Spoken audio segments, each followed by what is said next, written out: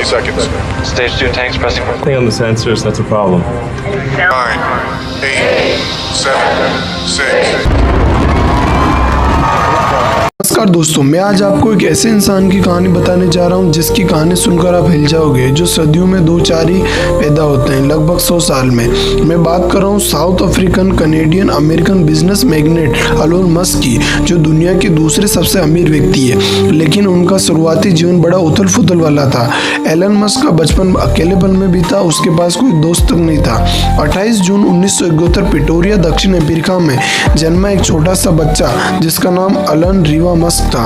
बाहर से देखने में एक सामान्य बच्चा, लेकिन अंदर से वो एक ऐसी दुनिया में जी रहा था जहां उसे कोई समझता ही नहीं था।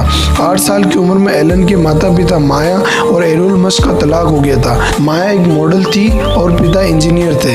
एलन ने पिता के साथ रहने का फैसला किया, लेकिन वो किसी बुरे सपने से कम नहीं था। एलन ने एक इंटरव्यू में बताया कि पिता के साथ रहना मानसिक तनाव जैसा था। स्कूल में हालात और बदतर थे। एलन को किताबें पढ़ने का शौक था। 10 साल की उम्र में इतनी किताबें पढ़ चुके थे कि एक शिक्षित व्यक्ति भी नहीं पढ़ पाता। एलन को साइंस, फिजिक्स और टेक्नोलॉजी बहुत पसंद थी, लेकिन उनके क्लासमेट्स उन्हें नर्ड कहकर चिढ़ाते थे। बुलिंग इतनी ज्यादा हो गई थी कि एक दिन उन्हें हॉस्पिटल में एडमिट कराना पड़ा, क्योंकि एक बच्चे ने उनको धक्का दे दिया जिनसे उनकी हड्डी टूट गई थी। एलन अकेले स्कूल के कोनों में किताबें पढ़ते, अपने ख्यालों में खोए रहते, लेकिन यही अकेलापन उनकी जिंदगी का टर्निंग पॉइंट बनने वाला था।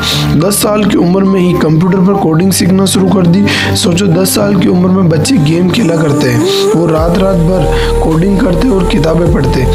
12 साल की उम्र में ब्लास्टर नाम का एक वीडियो गेम बनाया और $500 में एक लोकल पत्रिका को बेच दिया। ये एलन मस्क की पहली व्यापारिक उपलब्धि थी।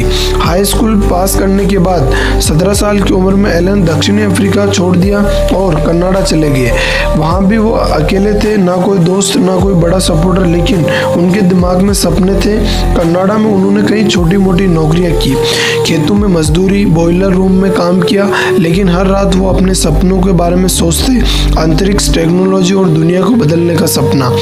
कनाडा में क्वींस यूनिवर्सिटी से पढ़ाई की और बाद में अमेरिका चले गए। यूएस में यूनिवर्सिटी ऑफ पेंसिल्वेनिया में फिजिक्स और इकोनॉमिक्स में डिग्री ली, लेकिन इसके बाद जब वो स्टैनफोर्ड यूनिवर्सिटी से पीएचडी करने पहुंचे तो सिर्फ 2 दिन में ही छोड़ दी, क्योंकि इंटरनेट का बूम उन्हें बुला रहा था। 1995 में अपने भाई कैम्पबेल मस्क के साथ जिप्टो की शुरुआत की। जिप्टो में जल्दी फंडिंग मिल गई। बोर्ड ऑफ डायरेक्टर्स बढ़ते गए, क्योंकि वो यंग थे, अनुभव इतना था नहीं। बोर्ड ऑफ डायरेक्टर ने सोचा ये सीईओ बनने के लायक नहीं, सीईओ की पोजीशन से हटा दिया गया। आगे जाकर ये कंपनी कॉम्पैक को बेच दी गई, जिसमें एलन की 7% इक्विटी थी, जिससे एलन को $22 मिलियन मिले। यंग थे, चाहते तो उड़ा सकते थे, लेकिन रुके नहीं, एक एक करके आगे इन्वेस्टमेंट करते गए। फिर चालू की X.com। ये एक ऑनलाइन ट्रांजैक्शन बैंकिंग कंपनी थी, जो आगे चलकर कन्फिनिटी कंपनी में जाकर मर्ज हुई और आगे पेपैल बनी, जो दुनिया भर में फेमस है। कुछ समय बाद सीटीओ और एलन के बीच बहस हो गई। एलन सीईओ थे। एलन चाहते थे कि इसको लाइनेक्स पर रखे या विंडोज पर लेके जाए। इसी बहस के चक्कर में एलन की नई शादी हुई थी।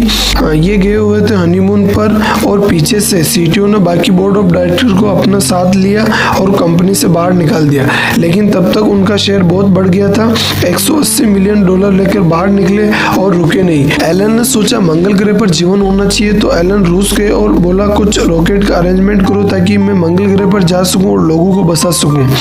रशिया ने $8 मिलियन का ऑफर दिया। एलन ने सोचा ये तो बहुत बड़ा है, तो नेगोशिएट करने लगे।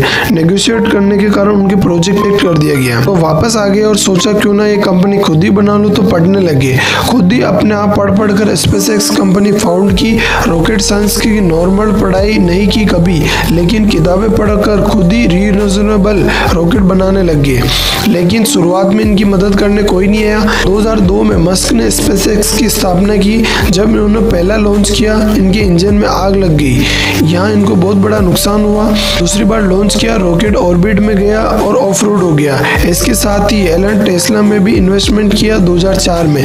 तीसरी बार जब रॉकेट लॉन्च किया तो स्पेस में जाते ही ऑफ रोड हो गया।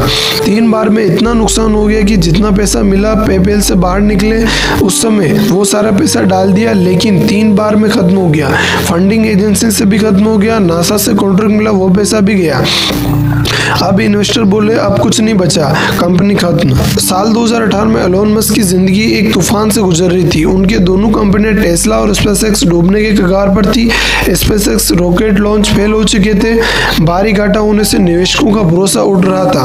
अखबारों में और टीवी में उनका मजाक बनाया जा रहा था। लोग बोल रहे थे कि ऐसी कमरे में बैठकर इंटरनेट चलाने वाला शख्स रॉकेट लॉन्च करने चला है। टेस्ला की हालत भी पतली थी। टेस्ला को लोग फैंसी टॉय कहकर हंसते थे। उस वक्त मस्क के पास दो रास्ते थे, या तो हार मान ले या फिर सब कुछ दांव पर लगाकर आगे बढ़े। एलन ने हार नहीं मानी और चौथा लॉन्च किया। अपना घर मकान बेचकर किराए पर शिफ्ट हो गए। सबके कर्जे लेकर आखिरी बार ट्राई किया। इस बार ना केवल सफल हुए बल्कि नासा से $1.5 मिलियन का प्रोजेक्ट भी लिया और नासा ने बोला अब हमारे लिए काम करो। आप जानते हैं इसरो और नासा सरकारी पैसे पर काम करता है, लेकिन बिना सरकारी पैसे के अपने प्राइवेट दम पर बिना फॉर्मल पढ़ाई किए अपने आप किताबें खोलकर पढ़ कर खुद ही कर डाला। इतना आसान नहीं होता दोस्तों। इसी साल टेस्ला भी चल निकली। आज टेस्ला की कारें दुनिया भर में बिक रही है।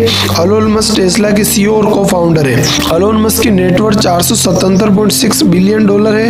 एलोन मस्क की कंपनियों की बात करें तो Tesla, SpaceX, Neuralink, the Boring Company, OpenAI है। एलन मस्क दुनिया में इनोवेटिव इंसानों में पहले स्थान पर है। एलोन मस्क पेपैल से निकाले गए न्यूरालिंक पर ताने सुने, ट्विटर खरीदने पर हंसी उड़ाएगी, लेकिन हर बार हारे, हर बार उठे और हर बार जोखिम उठाया। उनकी कहानी हमें बताती है कि जोखिम का साहस ही सफलता का असली मंत्र है। एलोन मस्क का बचपन से ही फोकस था कि प्रॉब्लम सबसे बड़ी प्रॉब्लम नहीं है, प्रॉब्लम का सोल्यूशन ढूंढना है। थैंक यू दोस्तों, उम्मीद करता हूँ कहानी आपको पसंद होगी। अगर पसंद आए तो लाइक और शेयर जरूर करें।